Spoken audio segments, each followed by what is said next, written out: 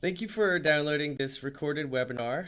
My name is Mark Partridge, and due to some technical difficulties with the recording of this webinar when it was live, I'll be narrating the first 6 slides, and then we'll cut right in to the live content that occurred when the webinar took place on November 20th.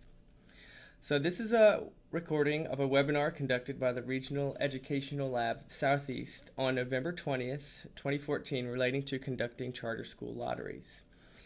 And the content of this webinar includes some keynote speakers and will focus on lessons learned in conducting charter school lotteries. And while the primary target audience of this webinar was for South Carolina charter schools, the lessons learned and discussions can be applied to charter schools in any state.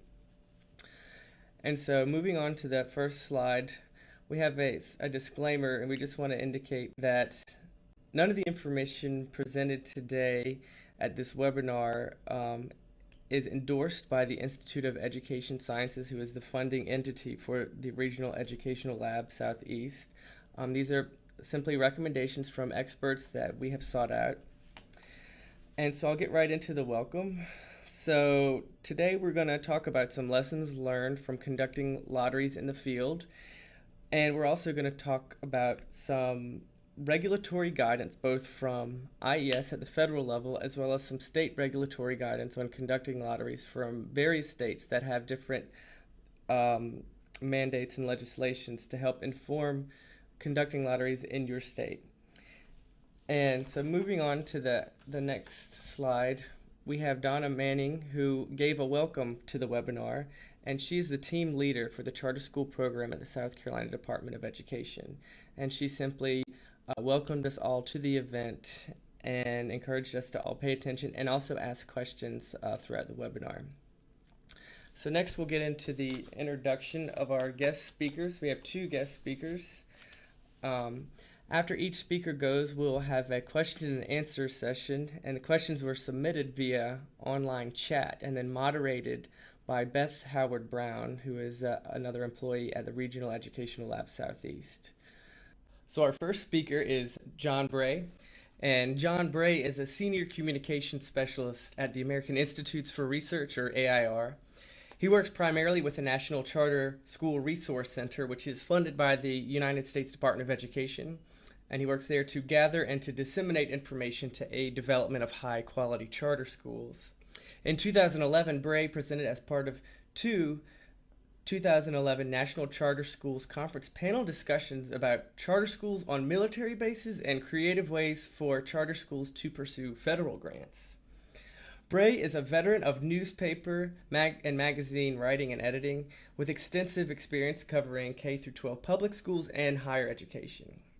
He has written for the New York Times and spent a year as a Knight Wallace Journalism Fellow at the University of Michigan, focusing on the science, business, and social history of healthcare. He has deep experience working with university academics to refine expert knowledge into accessible and compelling editorial content, and has written direct mail and marketing materials. And our second speaker is Phil Gleason. Phil Gleason is an expert in evaluation design with extensive experience directing studies of education initiatives and federal nutrition programs.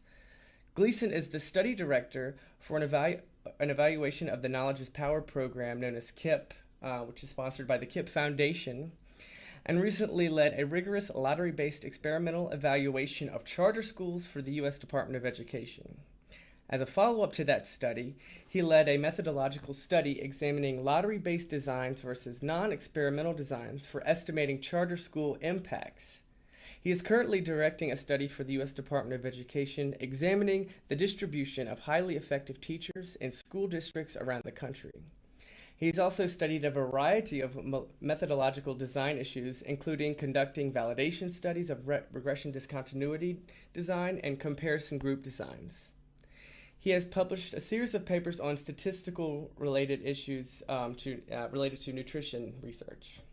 He holds a PhD in economics from the University of Wisconsin-Madison.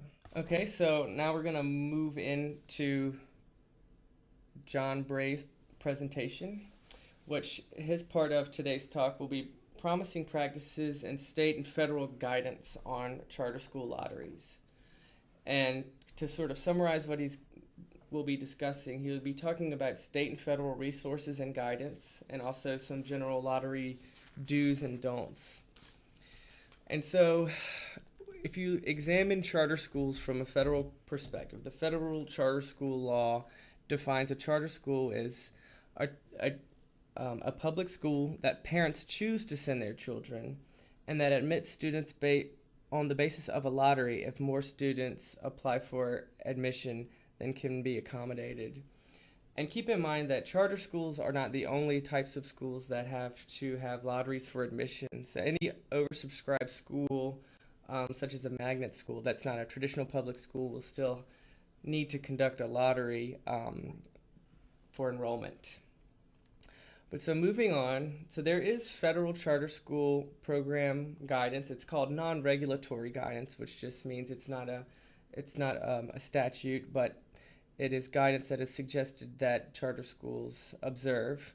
And if you download the PowerPoint presentation that we have online of this webinar, you will have active links that will direct you to the guidance. But basically, the non-regulatory guidance interprets statutory provisions and offers examples of ways for implementation of lotteries. Now, charter schools must abide by federal civil rights law and anti-discrimination laws, but that's really the only federal regulation that really directly relates to lotteries. But moving on, there are some exemptions when a school conducts a lottery.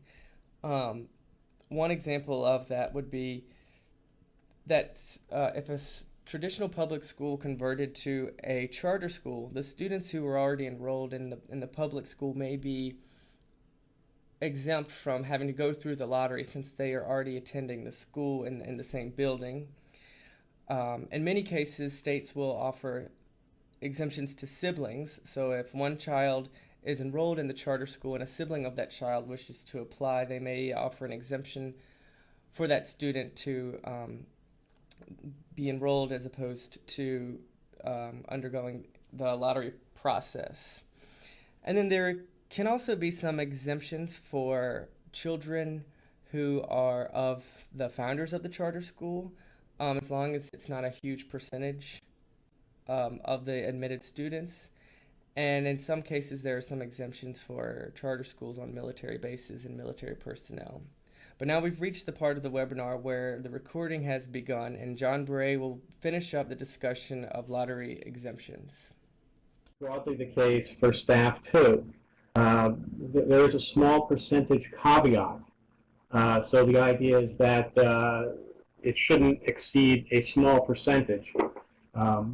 But small, the federal guidance doesn't say. Some places do specifically say, for example, South Carolina says not more than 20%. North Carolina says 15%, but provides a route for a waiver to go above that figure. Rhode Island says 10%, and New Mexico doesn't recognize that exemption. So there's a lot of variety still in the way these issues are addressed. The most recent update to the guidance contained a component about weighted lotteries. So one step removed from the exemption is the preference. So what's involved in giving a certain applicant's preference? The guidance provides a vehicle for preference in the form of this weighted lottery. It's an approved thumb on the scale. So applicants who fit certain conditions can be given a better chance of winning the lottery. In the past, those conditions have been students who are disadvantaged or coming from a low-performing school, but this most recent update adds subsets of disadvantaged students and specifically identifies students with disabilities, limited English proficient students, and those who are delinquent or homeless. How much of a preference can be given? It's similar to the small percentage for exemption for children of founders and staff. It's a little vague. They can be given multiple chances, which would mean, for example, multiple tickets in the bowl where other students would get only one. But it's a judgment call about what multiple means, since it isn't specifically defined. The caution is that weighting can't be done to create an exclusive enrollment of a certain subset.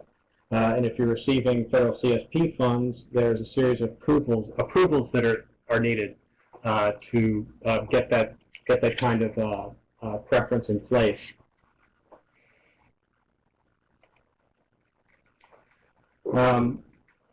Now, all of this is overlaid on what can be very complex circumstances. The weighted lotteries for subsets of students was a big deal in New York. Charter schools were being criticized for having lower numbers of special education and limited English proficient students than their district counterparts.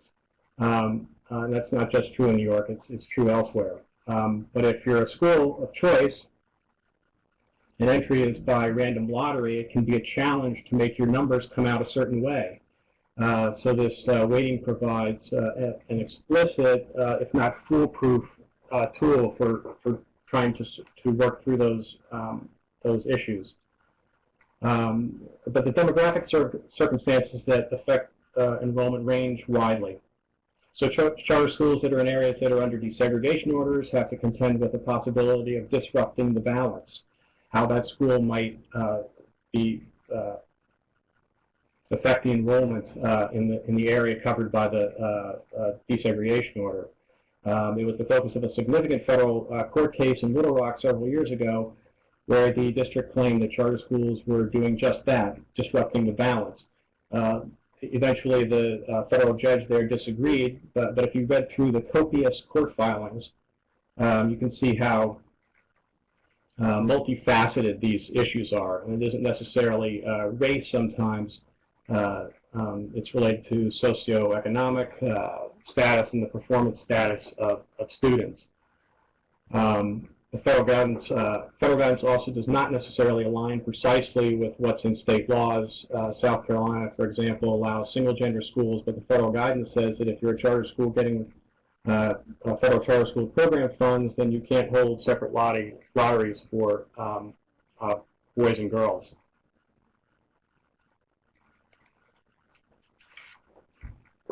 Okay, so South Carolina does address some specific enrollment circumstances. There's actually quite a bit in the law, sort of spread through it. I've just pulled out a few examples here. But the state has a new type of charter school option now, which is called the Alternative Education Campus, and those are sort of set aside for specific subsets of students, including some of the same groups identified in the federal guidance, such as delinquent and homeless students. So how that will be addressed will be important. Then there's also some more familiar issues of race and enrollment. And the state law says that charter schools can do many things. They can be flexible and innovative, but it specifically highlights that they're not to create a segregated school system. So the racial composition of the charter is required to stay within 20% of the district. That sounds pretty specific, and it seems like, well, maybe that's a very tight line to meet, but there's leeway provided if there's no racially discriminatory intent. And that's, I think, a pretty important issue is the issue of intent. What is your purpose? And committing to being transparent goes a long way to showing your intent. It's a good way to stay within both the letter and the spirit of the law. So are you not just notifying the sponsor of enrollment plans by the timeline, but also conducting outreach that is meant not to just match the district or what the district does, but is also meant to provide equitable access. So if the law says 60 days, if you're doing providing notice at 59 days, but not doing outreach, an appropriate amount of outreach, that might present a problem.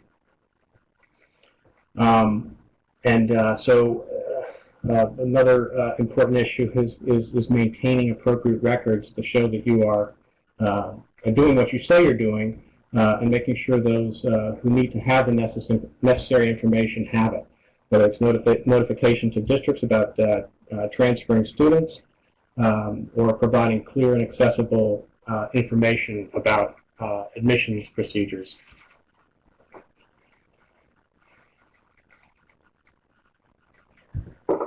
So what happens if you don't?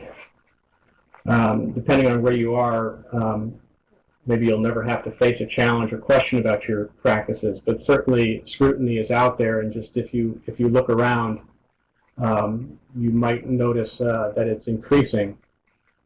The Federal Charter Schools Program has just recently put out draft regulations regarding how its state grants are going to be administered in the future, and one of the issues there is diversity in population and and who's being enrolled in charter schools. It's something that's going to be part of it. The scrutiny can come from many places. Just a couple of examples here. There was a state audit done in New Mexico that found a variety of methods of conducting lotteries around the state, including some that were being done in private. Now, part of this was to get a sense, to get a handle on what all was going on in the state, and it isn't necessarily that variation is necessarily a bad thing, but there are issues that are concerns that might arise if the lottery is being conducted in private. In New York, another example is that when reviews are done of charter school operations, which involve people actually coming out and visiting the schools and seeing what's going on. One of the things that's looked at is how records are maintained. And if your records are sampled and there's no proof of a student selection through a lottery, it can present a thorny issue, can come up. And of course, questions can be quickly amplified if the media turns its attention to the issue, as was the case with a charter school in Ohio and its testing of applicants. And the implications of this can be hard to predict, but certainly it's represents a distraction. And so I guess on a more fundamental level, families who are pursuing the charter choice should know that the admissions process is fair and open. If you've got a great school and it's serving a lot of kids well and people want to attend, you can anticipate that how students are admitted will be the focus of people's attention, particularly if they don't win the lottery.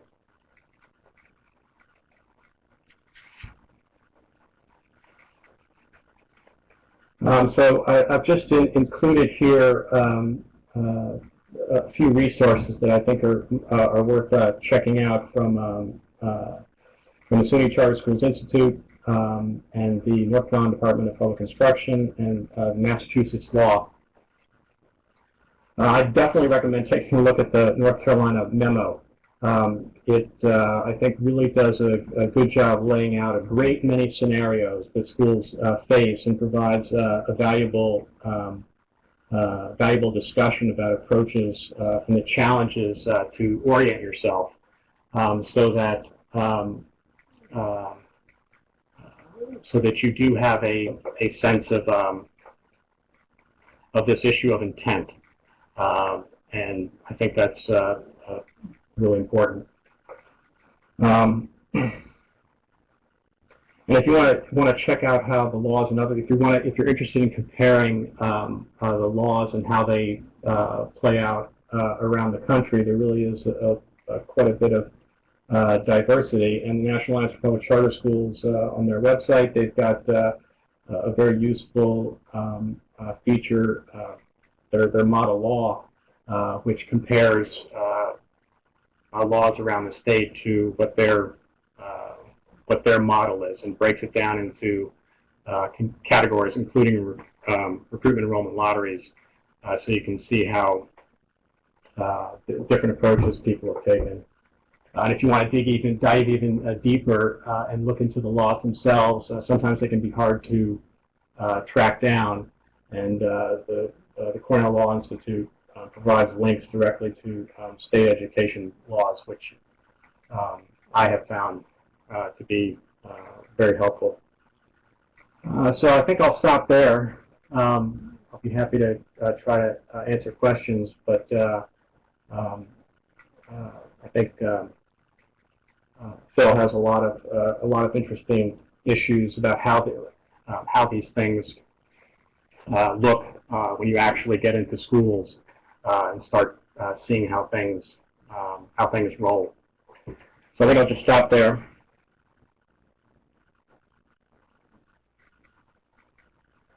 Okay, thanks, John. We'll Howard Brown to moderate a few of your questions. Thank you, John. Thank you.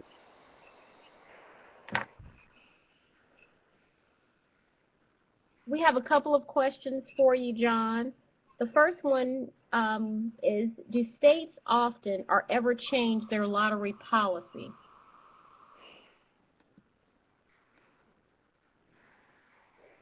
Do they change their policy, the state? Well, I mean, I think that's evolving, and I think what's so interesting about the North Carolina memo is that they are trying to keep up with the evolution of these lotteries and these admission practices, so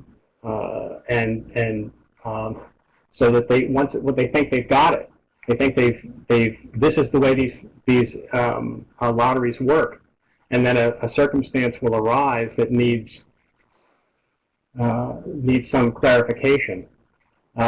So you know, the laws are written, some of them quite specifically in terms of laying out certain percentages, for example, for exemptions.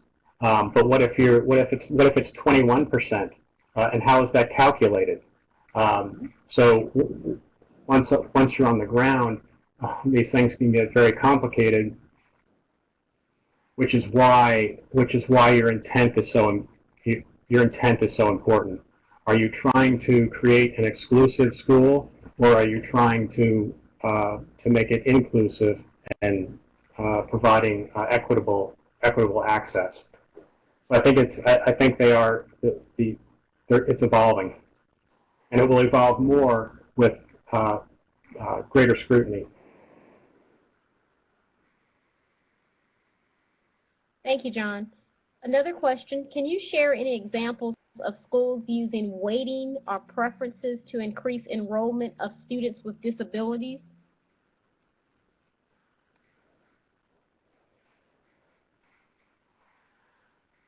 I can't.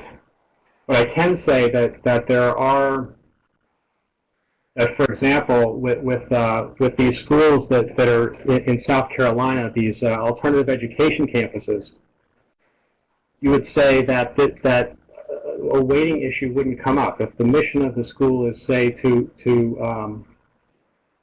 address students with disabilities or a certain kind of disabilities. You would say, well, that will attract these types of students. They're the ones who will apply. Their families will apply. But as it turns out, there are situations where schools that are addressing a certain population may be doing a superior job of it, and maybe they're dealing with students with learning differences, and they're doing such a good job with it that they attract a much broader spectrum of students. And that can be so. So if you start to have applications coming in from a broader range, how can people remain true to your mission? And I think this is this is kind of a conundrum for the field, and it isn't just I wouldn't say it's just regarding students with disabilities, but also let's say you're in a neighborhood where you're set up to focus on low-income students. Well, over time, the neighborhood may change. There may be an increasingly well-to-do population that transforms the neighborhood. So that will affect the mission of the school. Should the school move somewhere else and follow its population? So there are moving targets that can be hard to hit.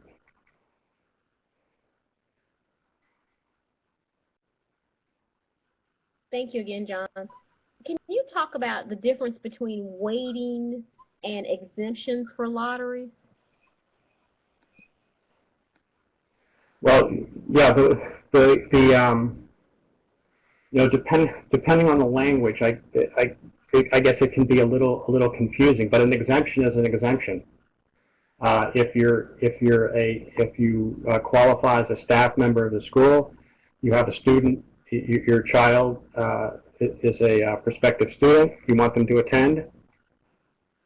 If they're exempt from the lottery, they're exempt from the lottery. That's not the case with a preference. You may have a better chance of attending. You may have if the operator for lottery is reaching into the bowl and is collecting, drawing out tickets, and if you've got your name on 2 tickets instead of 1, your chances are better. But it's not exclusivity. It's not your name is on all the tickets in the bowl, and that's what the guidance points out, is that it's not meant to be exclusive.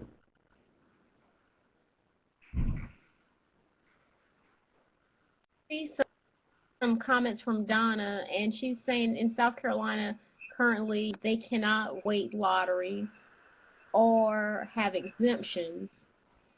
And I'm not sure if we're able to open up Donna's microphone to kind of have her expound on that. John, are you aware of any changes or what's going on with South Carolina in terms of the weighting and exemptions that they currently do not allow? No, I would defer to Donna about what the rules are there. The federal guidance is what addresses weighted lotteries, and what's happening at the federal level does not necessarily align with what's happening at the state level. All right, thank you, John. Donna, I think your microphone is now open. If you want to respond to that comment you made about the weighting and exemptions in South Carolina. Yeah, that's fine. Can you hear me? Yeah, we just now can you guys hear me? Yes, we can hear you. Okay, I'm sorry, it's not showing up. Yeah, just currently right now where we are with the lotteries, we can't have any special terms on a lottery. So there's no exemptions, there's no weighting. It's just a straight up draw lottery. So for children of founders, there's no exemption? Well, that is in the law, but any other exemptions, right? Okay. Yeah, just whatever's stated in the statute are the only exemptions, and weighting is not permitted right now. Right. Okay. But that's what I mean about when the actual wording that's used can can cause some confusion about what you mean by priority versus preference or exemption. Right, and we have very loose language in South Carolina, so sometimes the interpretation is different from person to person. Right.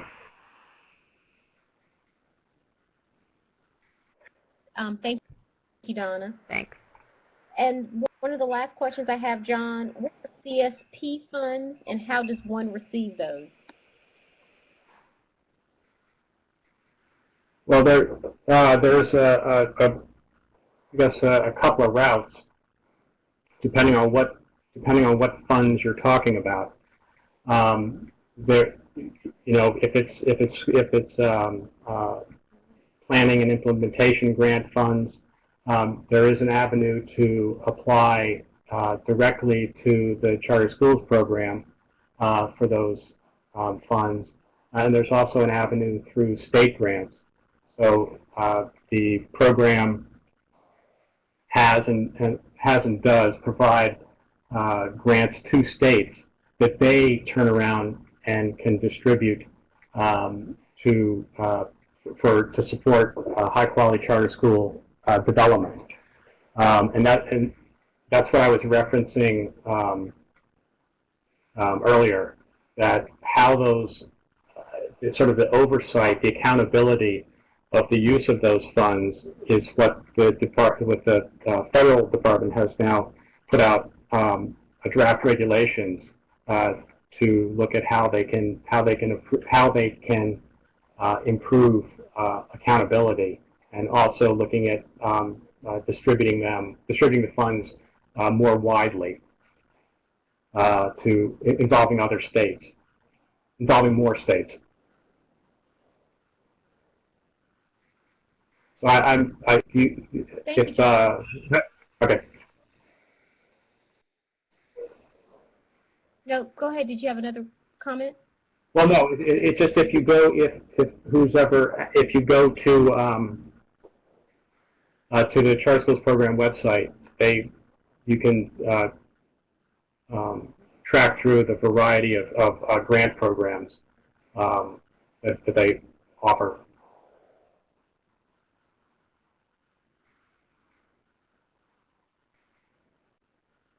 Thank you, John. And Mary is reminding us, as well as Donna, that we do have charter school program funds at the SCA level, those planning and implementation grants. So that all comes out of those funds are used for that in South Carolina. Thank you so much for that, Mary and Donna.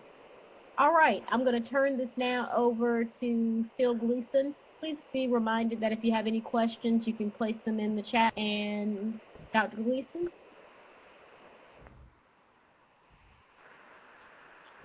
Great. Thanks very much, Beth, and thanks also Mark and Donna and Zena for inviting me to participate in the webinar. John's presentation on federal and state guidance provides a nice context for what I'm going to talk about, which is more about how lotteries sort of work on the ground, what lottery practices seem to work well, and what are some of the possible pitfalls.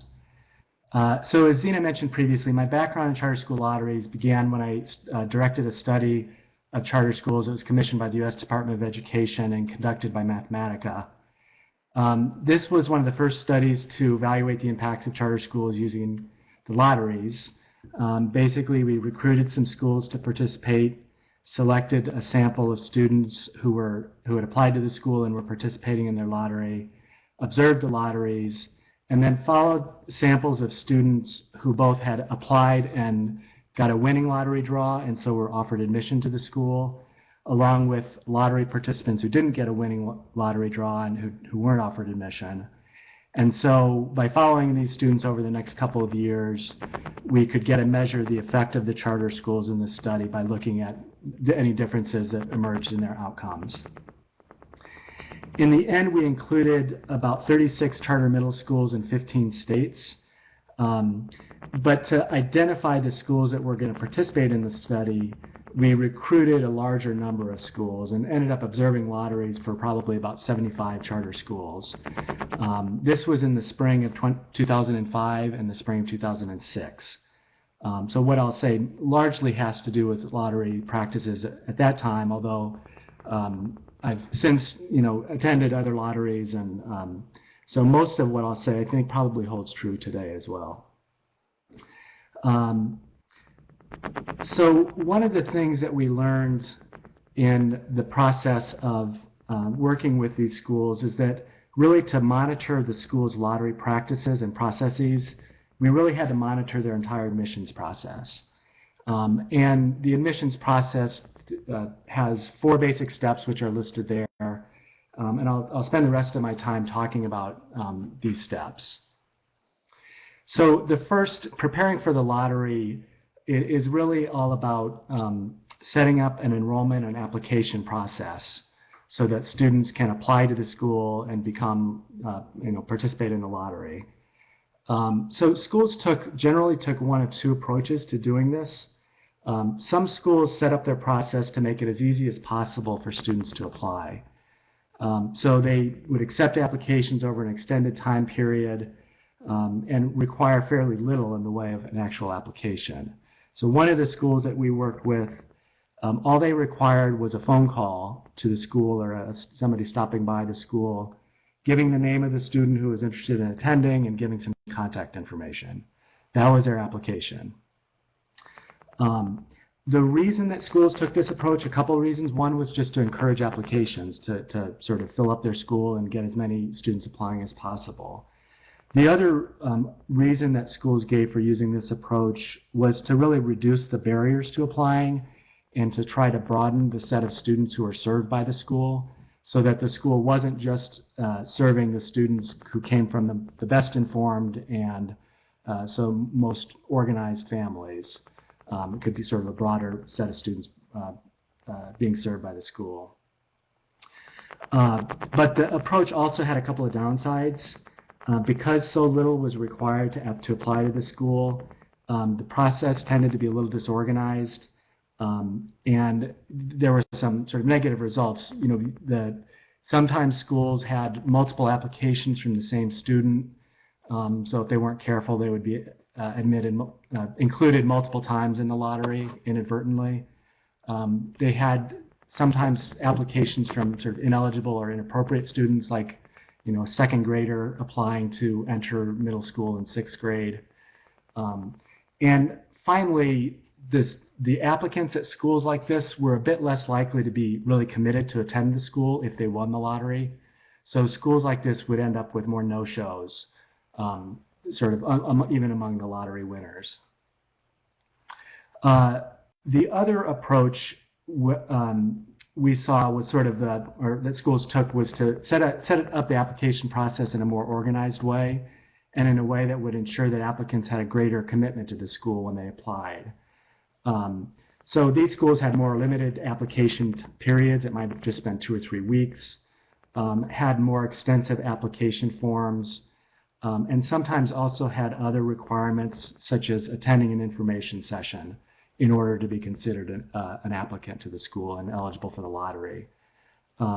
So one of the schools that we worked with actually required parents or families of the student to attend the actual lottery in order to be considered an applicant.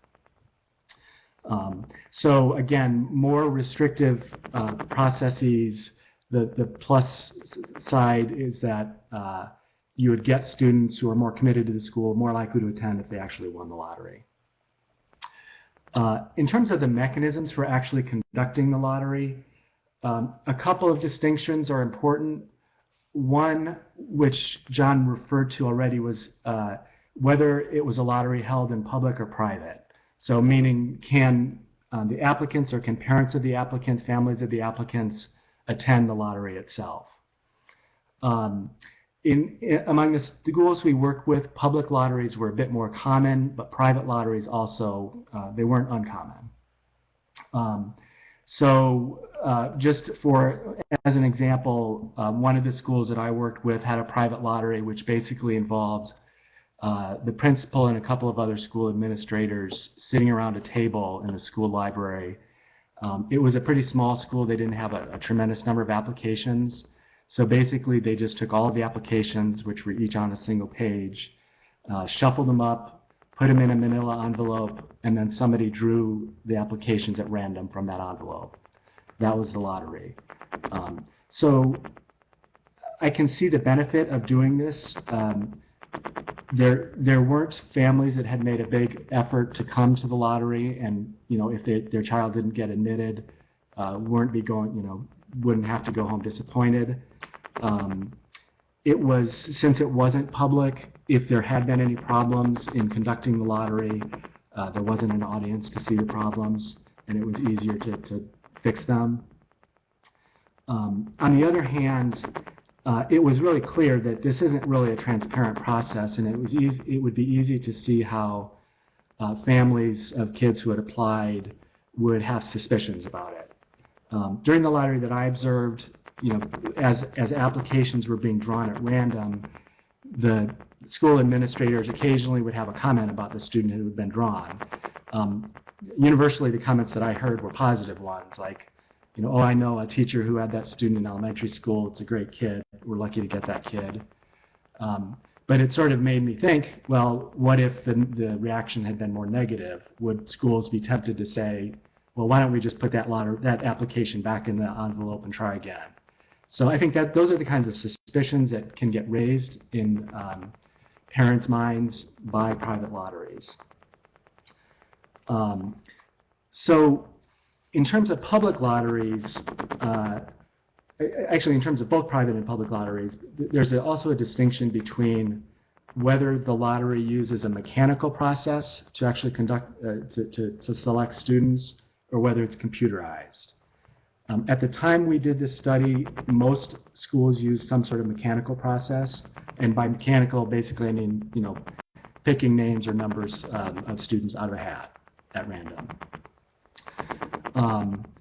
An alternative, though, is a computerized version, an Excel spreadsheet that generates a random number for each student, and that determines who gets admitted to the school and the order of a randomly ordered wait list. So mechanical, particularly among public lotteries, mechanical processes were much more common. Typically, they involve the school assigning each student a number and then writing the number on either a sheet of paper or some other object. We saw some schools use wooden blocks that the numbers were written on. Some schools used gambling chips. Some used, one school used tongue depressors for some reason. So writing the student's number on these objects, putting the object in some kind of container, mixing it up the container, and then pulling them at random from the container. I guess we got a big lesson and then some sort of more secondary detailed lessons. The big lesson is that public lotteries do definitely offer the opportunity for greater transparency, and they worked best when the school accentuated that in some way. On the downside, there's a greater risk of things going wrong, or if things do go wrong, there's a greater risk to the school of the process being unfair, of it being really difficult to clean up. In terms of the more detailed lessons, one practice that seemed to work pretty well was having some kind of neutral outsider involved in actually conducting the lottery. This can give kind of whoever is at the lottery a greater sense that this is really a fair and an objective process. So one of the schools we worked with actually used a judge to do this, and the lottery was held in the judge's courtroom. Several schools had a district administrator conduct the lottery, or a board member conduct the lottery. And in our case, since we were there as part of an independent evaluation of the school and were observing the lottery, in several cases we were asked to be the ones to conduct the lottery. So this worked well. It gives a sense of fairness to the process. A second lesson was that some of the schools did one of the issues that arises with public lotteries is the possibility of having very disappointed and disgruntled parents of the students who aren't selected to be offered admission. So to be honest, we didn't see the kind of scene, very often the kind of scene that was portrayed, that's been portrayed in documentaries, waiting for Superman in the lottery. But it was the case that these are public lotteries, families come, families have hopes for their child to be admitted to the school, and in some cases when they're not admitted, they were clearly very disappointed and upset. And the schools that could best deal with that kind of situation were those that were able to communicate with those parents and show some sensitivity to their situation. So some of the schools did a good job of communicating to the parents that even if your child isn't admitted today at the lottery, and even if they're put on a waiting list, in most cases, schools actually do go down some way into their waiting list. So a lot of those students ended up having a chance to attend the school. Other schools gave parents information about other educational opportunities in the area. And just, I think, paying some attention to that, I think, paid some dividends for the school. And then finally, in terms of conducting the lottery, I think we really came away with the feeling that it's really important to kind of practice the lottery, have a dry run of it before actually conducting the lottery, especially when it's a public lottery. So in general, schools, to our knowledge anyway, schools did not do this, but there were a couple of cases of schools that did it, and it can help. So for example, one school, during their dry run, they had written numbers of each student applicant on a sheet of paper, and in the dry run they discovered that they couldn't tell the difference between 18 and 81, the number 18 and the number 81. It depended on which way you held the piece of paper as to which number it was. So by discovering this before it actually was in public, they were able to make a fix. They indicated where the bottom of each number was, and so they didn't run into this problem during the actual lottery. Another school that didn't do the dry run ended up, so again, had the numbers of the students on a slip of paper, and when they selected the paper, in a couple of cases, two pieces of paper stuck together, and the person conducting the lottery didn't notice it. And so what happened is that the student whose paper was on the bottom of those two stuck together sheets didn't end up getting called. The school had sort of selected the students who would be offered admission and then selected the rest of the students to determine a randomly ordered waiting list. And there were a couple of students whose numbers never were called for this reason. Parents noticed, parents were upset. It took a while for the school to figure out what had happened and then to figure out a solution. So they might have been able to prevent that if they had practiced a bit. And then just sort of on the comic side, practice can be helpful. I learned this the hard way. When I was observing one of the lotteries, the process was that students' numbers had been written on little blocks of wood. The blocks of wood were all put in a cage, a metal cage that had been constructed by the husband of the school principal. And the idea was that I would rotate the cage with this handle. There's a little door on the cage. I'd open it up. I'd pick out one of the blocks, and that would be, one at a time. That would be the lottery. A couple of turns into this thing, into this process, I realized, or I didn't realize, but it turned out that the door that opened up in the cage was on the bottom of the cage. And so when I opened the door, about half of the blocks in the cage came out and spilled out onto the floor. So this was in a school auditorium. There were about 150 people present, and I found myself on my hands and knees, picking up these blocks of this that were part of this school lottery. So I don't know if it's a coincidence, but I never was asked again to participate in the lottery in that way. So again, practice dry runs can help prevent that kind of problem. In terms of lottery policies, I think the key here, back to the theme of transparency, I think the key here really is simply having very clear and explicit policies about how the lottery will be conducted and what will happen when in special circumstances. So having these very clear and explicit policies and also making them publicly available in advance of the lottery. By having those things out there, that could address many questions that might come up after the lottery was handled about why why my child was treated in a certain way in the lottery.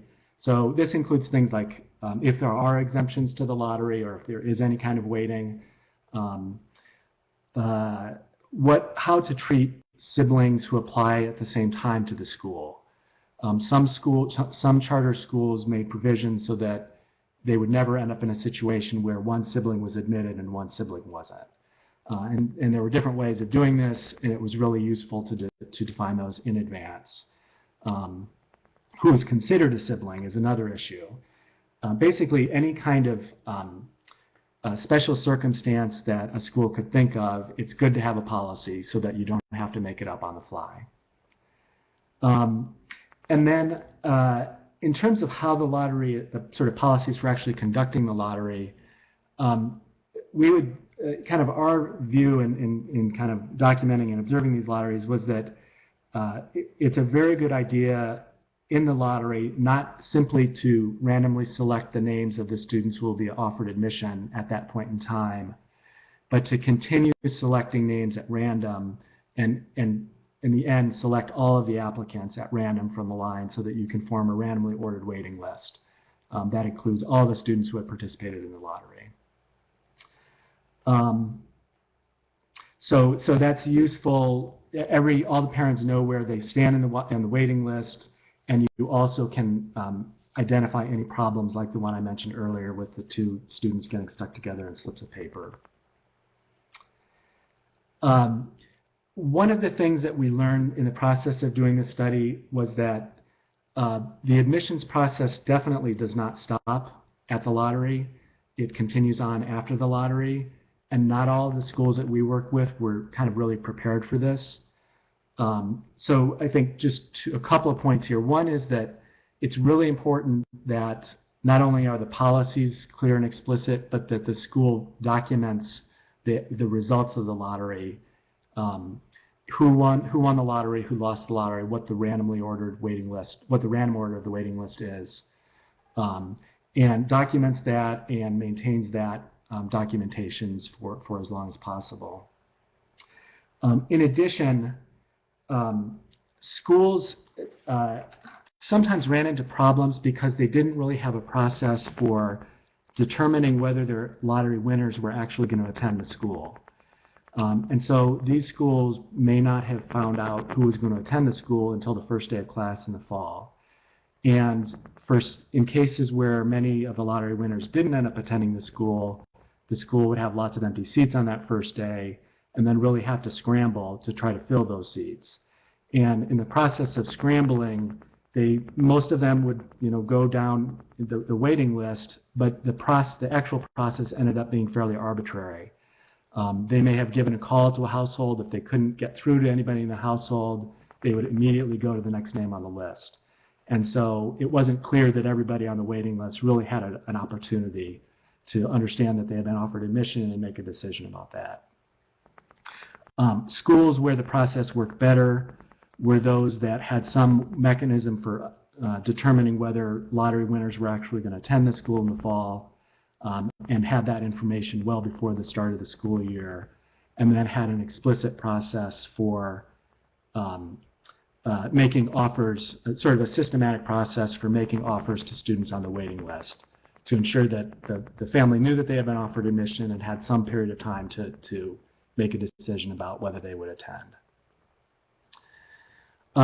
So I guess the bottom line in our experience was that there's a lot of different ways to conduct lotteries, and a lot of the different variations we saw, the lotteries could work well.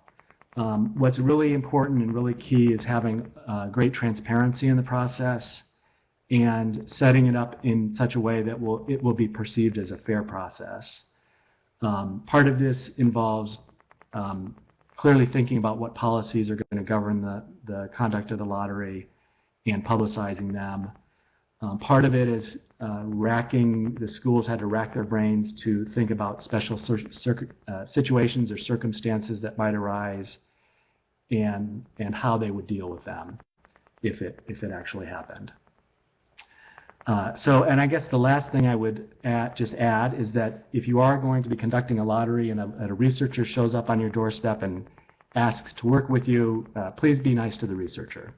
So thank you very much.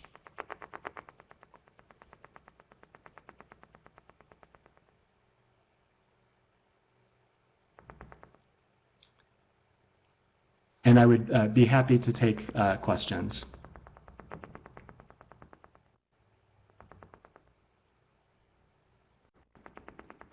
Okay, thanks, Phil. I just made Beth a presenter again, so she's going to just compile those for a second and get on the microphone. Thank you, Phil. I have a couple of questions from the audience. One of the ones that I have for you is, what would be the most important information to collect about an applicant or applicant's family? You talked about that earlier. Yeah, I think that probably the most important information is simply their contact information and information that would ensure that they're eligible to enter the school, and are they in the right grade? Typically, charter schools don't have other eligibility criteria, but making sure they're in the right grade and are able to enter the school. I think the other information that's collected at that time, well, if there's any kind of residential requirement, that's important to understand then too. Other pieces of information that are very helpful, anything that might affect whether or not that student is able to be admitted to the school, that's in the state regulation that allows the student to get an exemption to be admitted to the school outside of the lottery process. So if they have a sibling who's a student or a recent graduate, if they're the child of a staff member at the school. The other thing that's may not be so obvious is, again, if the school ends up having policies about what to do with siblings who apply together at the same time to the school, collecting information on that is also useful. Other information that's collected as part of application forms, I think largely serves to make it easier or somewhat harder for students to apply.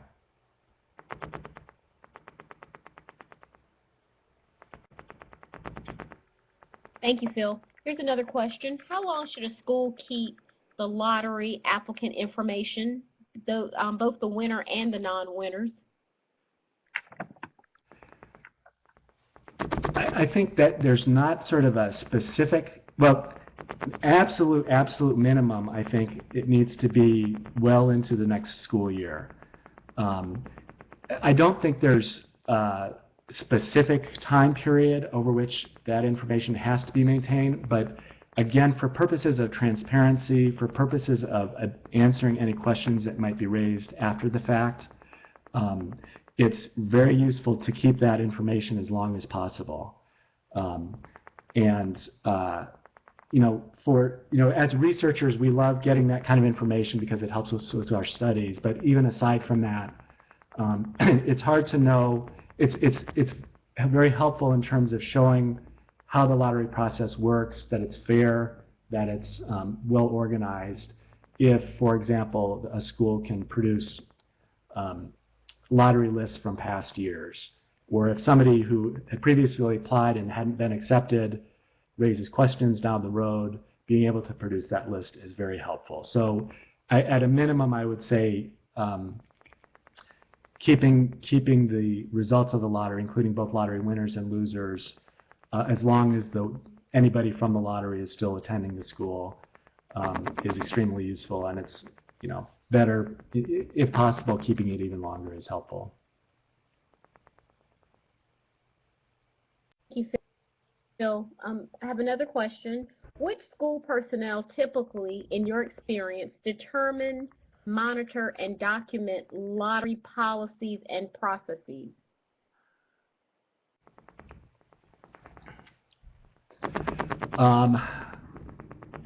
So among the schools that we work with, and this is 8 or 9 years ago, Many of the schools we worked with were small schools. There weren't a lot of administrative staff. So it would, often cases in our experience, it was the school's principal working with an administrative assistant who would really run the lottery, including determining what the policies are, making sure that they're consistent with state law or any other regulations that they needed to be consistent with. And that could do the things that I mentioned, like deal with special circumstances that might arise, outline the policies for what happens when siblings apply together, that sort of thing. So it was typically some combinations of those staff. In larger schools, it might have been an admissions director or assistant principal who played that more senior role, but typically they were working with somebody who was closer to being on the ground and being the person who directly interacted with parents. Thank you, Phil. You mentioned earlier about using Excel spreadsheets or something of that nature for your lotteries. Are there any other types of computer programs that can be used to conduct lotteries? Not saying that you're endorsing anyone or the other. Just yes, absolutely. The Excel was just one example. And absolutely, any computer program that has a function to generate random numbers can be used to conduct the lottery. So I'm sure there are many different ways of doing this, but the way that I'm most familiar with would be first defining the list of students who are included in the lottery, making sure each student is there only one time in the list, and then each student is actually eligible to enter the school, and then generating a random number for each student on that list, and then reordering the list so that it either goes from the highest to the lowest or from the lowest to the highest, and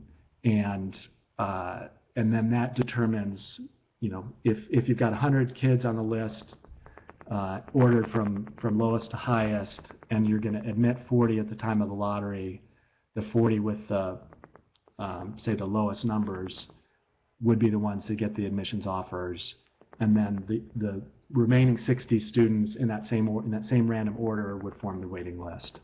So definitely any computer program that can generate a random number, or that can otherwise sort of randomly select a student from a group of students could be used.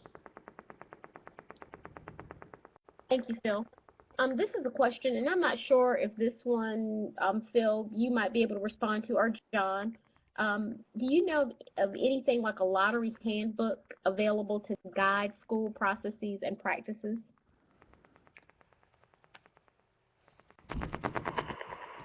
A pamphlet? It might need to be thicker than a pamphlet. The person at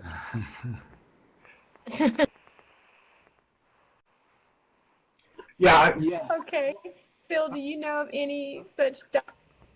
I would suggest that the North Carolina memo. I don't want to sound like I'm harping on it, but it does lay out many of these issues.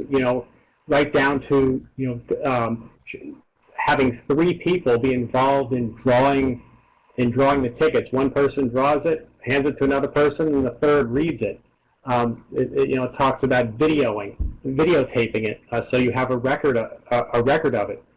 So I don't know that I'm not aware of a pamphlet, but I would at least I'd just reiterate taking a look at that document, and of course what Phil has just outlined is really terrific examples of the way things actually happen. But I don't know if something that says here's how it's done. The only thing I would add to that, I'm not aware of like a published pamphlet with this kind of information on it. As part of some of the subsequent studies that we did, we developed just a set of bullets to pass along to schools to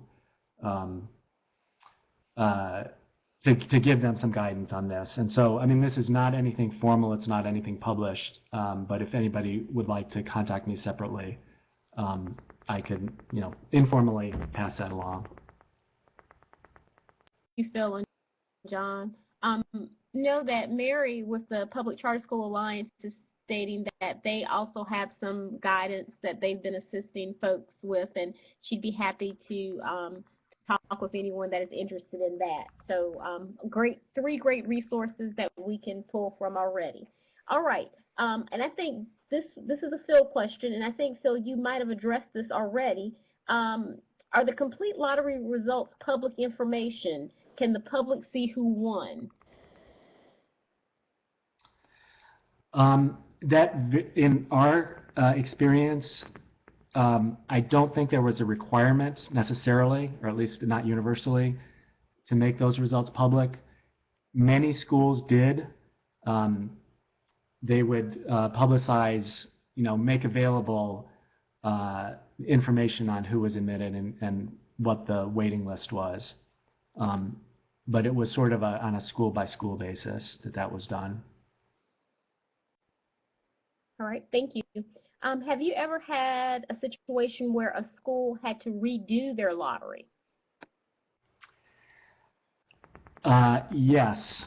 So I think this is related to the kind of situation that I described with the two sheets of paper sticking together. In this example that I'm thinking of now, I can't remember what the original problem was, but the school held a lottery. There was a problem that I believe involved a set of students not being included in the lottery that should have been included in the lottery. And it was a public lottery, so that they held the lottery initially. Questions were raised about why this subset of students wasn't included. And so the school was left in a difficult situation. But what they ended up doing was they held a second lottery. They honored the offers of admission to the original lottery winners. And in the second lottery, although it included all of the students, a second time, I think it was done privately, and only the students who hadn't been involved in the first lottery were the results of that second lottery binding. So in other words, in the second lottery, if one of the excluded students finished sort of in a high enough position to be offered admission to the school, they were, and if not, they weren't. So that in the end, they also had a sort of a random chance of being offered admission to the school like the other students. So that was a really messy situation, and best to avoid that if at all possible. But I think that was the only case that I can remember where the lottery actually had to be redone.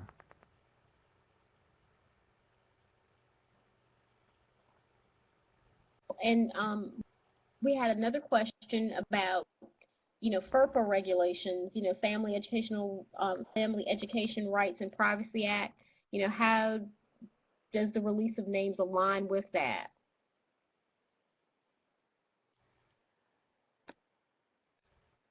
Yes, that's a good question, and I actually, John, I don't know if you have, the details of that. I don't really sort of have my head around all the details of FERPA and how it would relate to that issue. Yeah, I don't either, except that that's a question of good intention and perverse results. If the process has the potential to violate someone's right to privacy, I think you'd be wanting to avoid that. Exactly how, I don't know.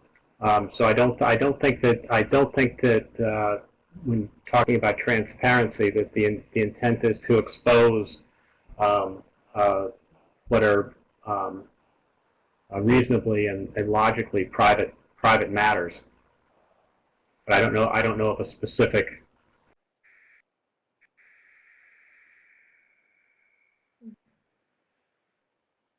Thank you, Phil and John. And Mary's just saying about a possible release form that could be signed.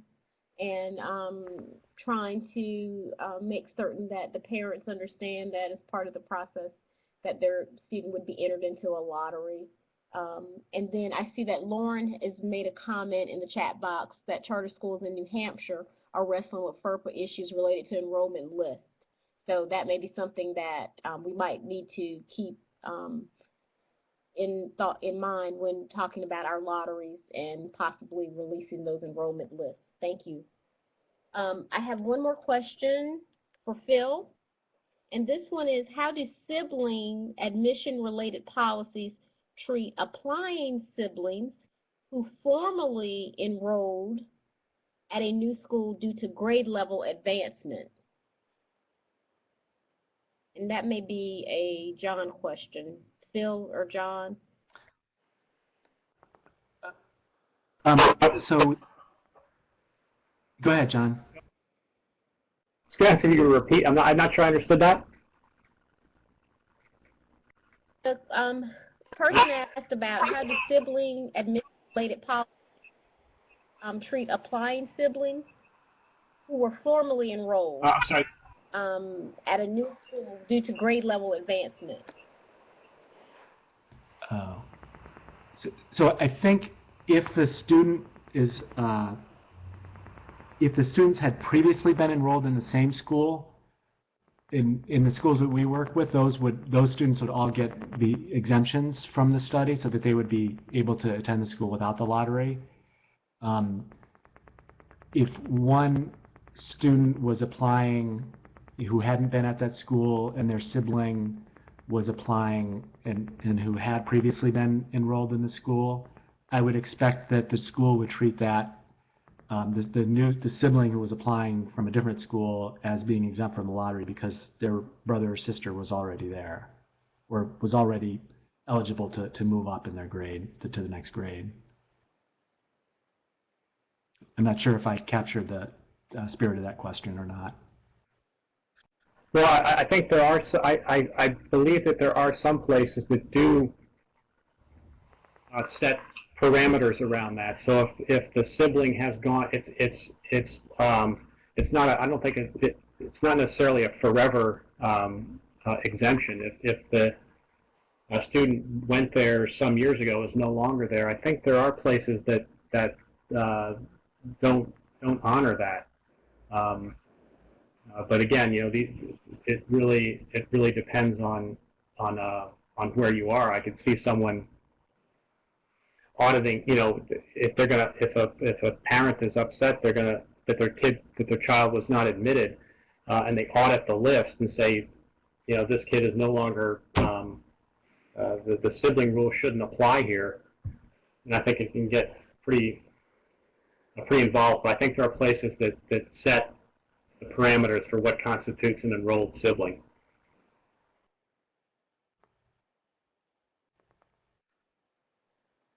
All right. Thank you, John and Phil. And those are that comes to the end of my list of questions. Thank you. Mark? Okay. Well, thanks everyone, and thank you, Beth, for facilitating the question and answer session. I think we had some really great questions, and I think we've learned a lot today. And I did wanted to share a couple things with everyone. First of all, we will be posting this slideshow and a recording of the webinar in the relatively near future on the REL website, but we will notify all the participants that signed up via email when that happens and how to access that information. Also, as I mentioned at the beginning of the webinar, we will be submitting a stakeholder feedback survey for today's event, just to gauge your reaction on how you felt the content was and how we did. We really would appreciate if you guys took a couple minutes to fill that out. It'll be an online survey, so it really shouldn't take you very long. But we always need feedback.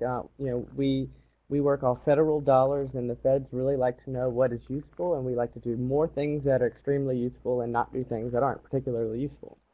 Another thing I wanted to mention is that Part of this work that is ongoing at the REL Southeast will result in sort of a technical memo on some lessons learned and a checklist of what you should do or what we think are promising practices for conducting a lottery that will be shared with all of the South Carolina leaders of charter schools. And so beyond that, we have our contact information on the screen for the REL Southeast contact. So please feel free to contact us if you have further questions, and we'll pass them on to our experts.